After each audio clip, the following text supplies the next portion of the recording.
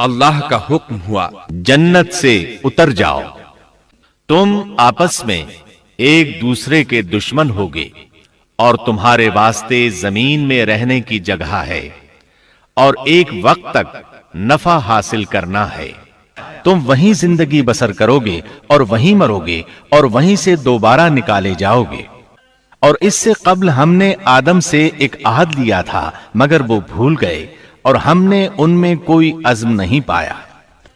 اور جب ہم نے فرشتوں سے کہا آدم کو سجدہ کرو تو ابلیس کے سوا سب نے سجدہ کیا، اس نے صاف انکار کر دیا۔ تو ہم نے کہا اے آدم، یہ تیرا اور تیری بیوی کا دشمن ہے، خیال رکھنا ایسا نہ ہو وہ تم دونوں کو جنت سے نکلوا دے اور تو مصیبت میں پڑ جائے۔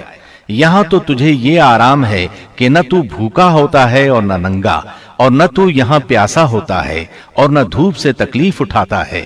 لیکن شیطان نے اسے وسوسے میں ڈال دیا، کہنے لگا میں آپ کو دائمی زندگی کے درخت اور وہ بادشاہت بتلاؤں جو کبھی پرانی نہ ہو۔ چنانچہ ان دونوں نے اس درخت سے کھایا، پس ان کے ستر کھل گئے اور وہ بہشت کے پتے اپنے اوپر چپکانے لگے۔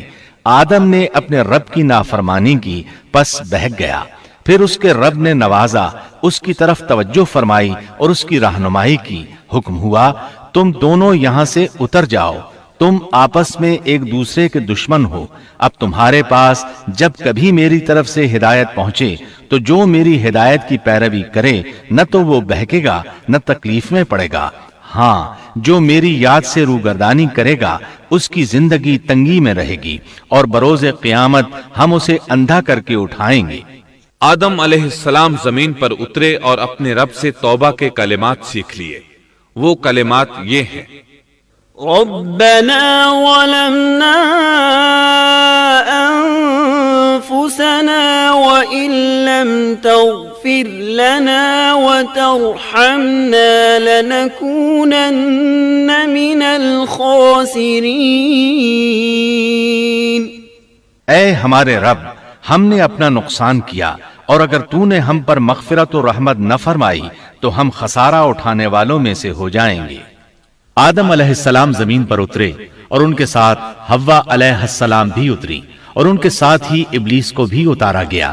یہ کس جگہ پر اترے اس بارے میں اختلاف پایا جاتا ہے، لیکن ابن عباس رضی اللہ عنہ کی بات راجح محسوس ہوتی ہے کہ آدم علیہ السلام کو ہند میں اور حوا علیہ السلام کو جدے میں اتارا گیا۔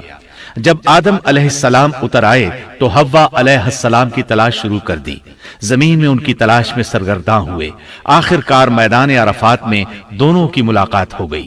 چونکہ میدان عرفات میں دونوں نے ایک دوسرے کی معرفت حاصل کی تھی اور ان کا آپس میں تعارف ہوا تھا، لہٰذا اسی مناسبت سے اس میدان کا نام عرفات مشہور ہو گیا۔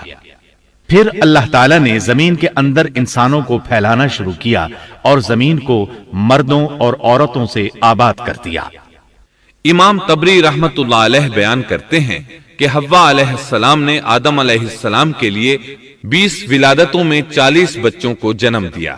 ہر بار 2 بچوں کو جنم دیتی تھی، ایک لڑکا ہوتا ایک لڑکی۔ سب سے پہلا جوڑا قابیل اور اس کی بہن قمیم کا تھا۔ پھر انسانوں کی افزائش شروع ہوئی، آبادی میں اضافہ ہونے لگا۔ اللہ نے آدم علیہ السلام ہی کو ان کا نبی متعین کر دیا، وہ انہیں دین سکھاتے رہے۔ اس وقت تمام لوگ موحد تھے، خالص توحید کو اپنانے والے تھے، یعنی کان الناس امۃ واحدہ، تمام لوگ ایک ہی امت کے تھے، ان میں شرک کا شائبہ بھی نہ تھا۔ ابن جریر اور ابن کثیر رحمہم اللہ نے ابو موسیٰ اشعری رضی اللہ عنہ کی روایت بیان کی ہے، اللہ نے جب آدم علیہ السلام کو جنت سے زمین پر اتارا تو انہیں ہر چیز کی کاریگری اور صنعت کا علم تھا۔ جب وہ اترے تو عالم بھی تھے، لباس میں ملبوس بھی تھے، کام کاج کے تمام طریقوں سے باخبر بھی تھے، لوہے، آگ، لکڑی اور کپڑے کے استعمال سے بھی بخوبی واقف تھے۔